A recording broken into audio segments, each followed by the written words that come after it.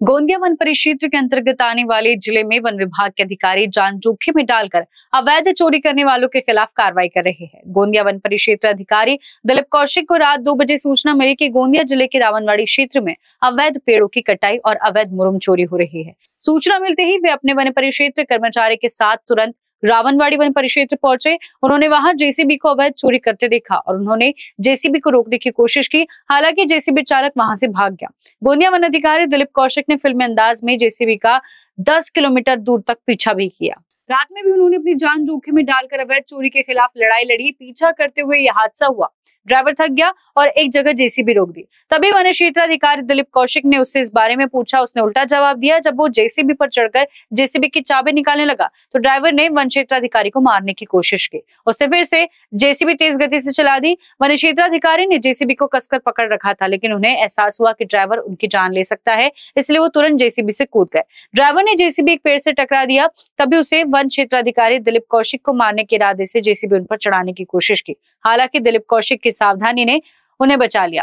JCB को जब्त कर लिया गया है और उसके खिलाफ कार्रवाई की गई है। वन क्षेत्र अधिकारी के इस काम की हर जगह सराहना हो रही है। वहीं दूसरी ओर ये बात भी सामने आई है कि अवैध चोरी करने वाले लोग अधिकारियों को डराने, धमकाने और उनकी जान लेने की कोशिश कर रहे हैं। जे उपकरण होता है त्याविरुद्ध आपण कारवाई केली आहे, मात्र त्यांचं बंडखोरी फार वाढलेली आहे आणि आपल्यावर सुद्धा त्यांनी आक्रमण केलं असं बातमी मिळाली, काय सांगाल?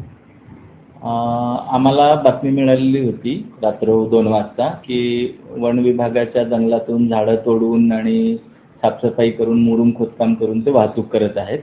त्यामुळे मी काही कर्मचारी घेऊन तिथे मोक्यावर गेलो।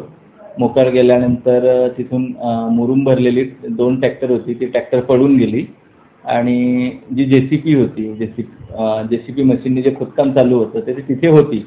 आम्ही तिथे गेल्यानंतर त्यांना थांबवलं आणि हे वन विभागाची जागा आहे, इथे खोदकाम करू नका असं सूचित केलं आणि त्याच्याकडनं त्यांना गाडी थांबवून विचारपूस करत होतो।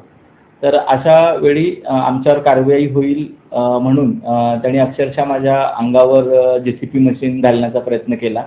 त्यानंतर मी जेसीबी थांबवण्यासाठी पुढे गेलो असता ते सरळ मला ओढत जवळपास 50 मीटर पर्यंत ओढत घेऊन गेले। मी तिथून उडी मारली जेसीबी मशीन मधून आणि मी वाचलो।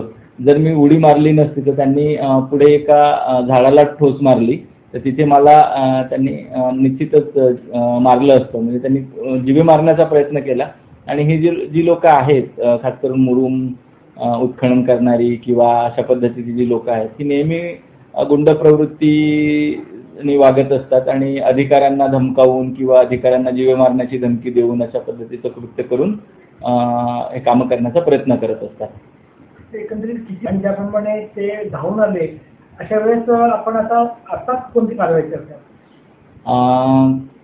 ती गाडी पळवून नेत होते, परंतु आम्ही त्यांचा पाठलाग केला। जवळपास 15-20 किलोमीटर पर्यंत रात्र पाठलाग केला आणि ती जेसीबी पकडली।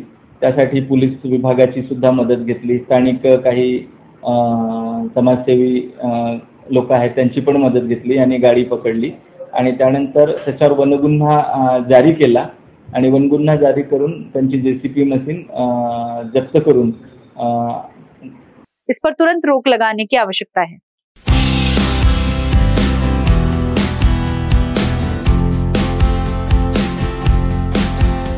राष्ट्रीय खैरे कुंभी समाज संगठन के अध्यक्ष, राष्ट्रीय ओबीसी महासंघ के कोषाध्यक्ष, Shri Sant Tukaram Maharaj credit cooperative society Hudkeshwar Nagpur के अध्यक्ष, श्री संत जीवनदास महाराज ट्रस्ट मार्कंडा देव गढ़चिरौली के सचिव और Venkatesh builder and land developers Nagpur के संचालक तथा कुंभी विवाह संस्था के संचालक गुणेश्वर आरेकर जी को जन्मदिन के ढेर सारी शुभकामनाएं।